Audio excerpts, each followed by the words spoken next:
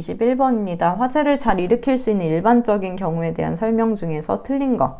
가연물이 될 수 있는 조건과 같은 건데요. 산소와 잘 만나야 가연물, 산소 공급원 해서 화재가 발생할 수 있겠고, 온도가 상승하면 연소가 잘 됩니다. 연소 범위가 넓을수록, 발화점은 낮을수록 연소가 잘 됩니다.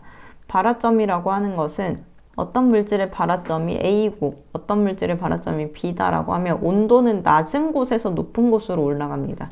그래서 이 지점에 빨리 도달하는 게 연소가 잘 되는 거기 때문에 낮은 곳에 위치할수록 연소가 잘 되는 겁니다. 자, 22번의 건축물의 배출 설비인데요. 환기 설비는 창문을 열어서 자연스럽게 공기가 빠져나가는 거라고 하면, 배출 설비는 환풍기를 이용해서 냄새를 빼내는 겁니다. 그래서 공간이 크면 클수록 배출 설비의 용량도 커져야 되는데 장소의 20배에 해당하는 능력을 갖춰야 합니다.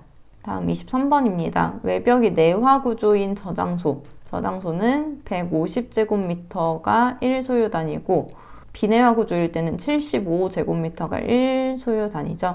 150제곱미터가 1소요 단위니까 1500제곱미터는 150분의 1500을 해서 10소요 단위가 되겠습니다. 24번에 위험물의 취급 기준에 대해서 나타낸 건데요. 이 안에 들어갈 말이 1, 2, 3, 4, 5, 6류 중에 하나입니다. 우리가 알고 있는 주의사항, 가연물 접촉주의, 화기 엄금, 물기 엄금 이런 것들을 잘 생각해 보시면 찾을 수 있는 문제인데요. 자, 가연물과 접촉을 피한다.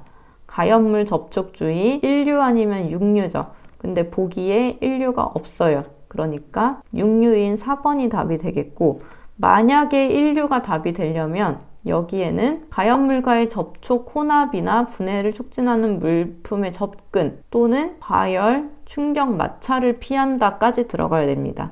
그리고 알칼리 금속의 가산화물도 나와야 돼요. 2류, 3류, 4류, 5류, 6류까지도 각각 살펴보시면 주의사항에 해당하는 말들이 조금씩 나오니까 그걸 힌트로 해서 푸실 수 있을 겁니다. 25번의 옥내 소화전 설비 중에서 틀린 것은요. 호스 접속구 1.5m 이하 평균 키 정도에서 누구나 사용할 수 있게끔 만들고 화매 표시에 소화전 하고요. 축전지 설비는 벽으로부터 0.1m 이상 이역한다고 합니다. 법령 중에서도 자주 출제되는 내용은 아니다 보니까 좀 생소하실 수도 있는데, 축전지 설비는 0.1m라는 거 이렇게 고쳐두시고, 미상전원은 45분 이상 작동을 해야 된다고 합니다. 자, 26번에 모든 5개 소화전을 동시에 틀었을 때 방수 압력은 350kPa이어야 되고, 스프링클러는 다른 소화 설비와 같은 압력으로 하게 되면 천장이 뜯어질 수도 있어요. 그래서 방수 압력이 낮습니다. 자, 27번에 비상전원은 불이 나더라도, 전원이 끊기더라도 소화전은 돌아가야 하기 때문에 45분 작동을 해야 합니다. 이산화탄소 소화기는 질식 소화도 되고 냉각 소화도 됩니다. 줄 톰슨 효과에 의해서 가늘고 긴 관을 빠져나오면서 고체로 됐다가 기체로 되는 현상을 가지기 때문에 냉각 효과가 있고요. A급 화재보다는 B급 화재에 더 적응성이 있습니다. 약재 자체 유독성은 적지만 산소 농도 저하시킬 수 있어서 질식 위험이 있고요. 동결 부패 변질 우려가 적은 거 맞습니다. 2번이 답이 되겠고, 29번에 고급 알코올 황산 에스테르염을 기포제로 사용한다. 자, 알코올 황산 에스테르염을 사용하는 것은 합성 계면활성제 포소화약제에 대한 설명입니다. 각각 소화약제마다 핵심이 되는 설명 단어가 있는데요. 플루오르게 계면활성제다. 이 말이 나오면 수성막 포소화약제가 되고, 알코올형 포소화약제이다. 그럼 수용성 액체라는 말이 나옵니다.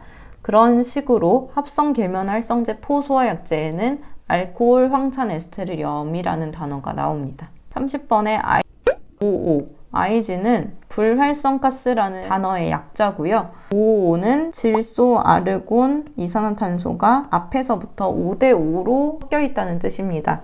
질소가 50, 그리고 아르곤이 50입니다. 이 순서를 헷갈리시면 2번을 선택하실 수도 있겠죠. 이 불활성가스 소화약제는 숫자 순서대로, 예를 들어서 활론 번호가 C, F, C, L, B, R, I 순서대로 번호를 나타내는 것처럼 불활성가스 소화약제도 N2ArCO2를 중심으로 비율을 숫자로 나타낸 거다. 이 순서대로 기억하시는 게 중요할 것 같습니다. 31번입니다. 소화설비 중 능력 단위가 가장 큰 거. 이 표를 암기를 하셔야 되는 거고요. 팽창진주암은 160L가 1, 수조는 1.5, 마름모래 0.5, 팽창질석 1이니까 2번이 되겠습니다. 32번에 방호대상물의 표면적이 70제곱미터인 경우 물분무 소화설비는 150제곱미터 이상으로 해야 되는데 표면적이 150제곱미터보다 작을 경우에는 그 면적으로 하게 됩니다. 33번 양초 파라핀의 연소 형태를 찾는 건데요. 양초, 나프탈렌, 유황 이런 것들은 증발연소에 해당하죠. 그리고 표면연소, 분해연소, 자기연소에도 어떤 자연물들이 이 연소 형태에 해당하는지 정확하게 알고 계시는 게 중요합니다. 34번 자연발화가 일어나는 물질에 따라서 발생하는 열이 다른데요. 퇴비나 먼지 같은 경우에는 미생물에 의한 반려열에 의한 발열 맞고요. 활성탄은 흡착열 맞습니다. 자, 셀룰로이드는 이 자체가 오류 위험물 분해되면서 발열할 수 있기 때문에 흡착열이 아니라 분해열이 되겠습니다. 35번에 가압식 분말 소화 설비는 얼마 이하의 압력으로 조정할 수 있어야 하냐면 2.5MPa 이하로 조정할 수 있어야 합니다. 자, 36번에 옥내 소화전의 수원의 수량을 구할 때는 7.8을 곱하고 옥외 소화전은 13.5를 곱한다고 했습니다. 그래서 옥내 소화전이기 때문에 3번이 답이 되겠고 만약에 옥외 소화전이라고 했다면 4번이 답이 되겠습니다.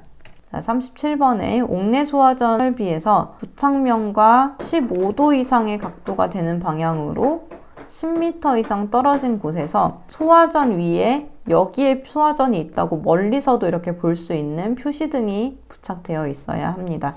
자, 15도 이상의 각도에서 10m 떨어진 곳에서도 식별이 가능해야 합니다. 자, 38번입니다. 포소화 설비 가압 홍수 장치에서 압력 수조의 압력을 산출할 때 일단 이 포소화 설비 가압 홍수 장치의 식은 여기에 해당하는 압력들을 다 더하는 형식입니다. 일반 옥내 소화전의 압력 수조, 압력 구하는 거랑 조금 다른 문제고요. 지금은 포소화 설비라서 일단 P1은 고정식 포 방출구의 설계 압력 또는 노즐 방사 압력에 해당합니다.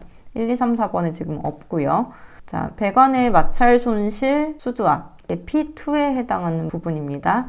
그리고 낙차의 환산 수두압 P3에 해당하고요. 이동식 포소화 설비의 소방용 호스 마찰 손실 수두압 이런 압력들이 없어질 것을 다 계산해서 최대의 압력으로 계산을 하는 것이 이 압력 수조의 압력 산출 방법입니다. 노즐선의 마찰 손실 수두압이 아니라 방사 압력으로 계산을 해야겠습니다. 자, 38번 같은 경우에는 자주 출제될 부분은 아니라서 이런 문제가 있다 정도만 보고 넘어가시고요.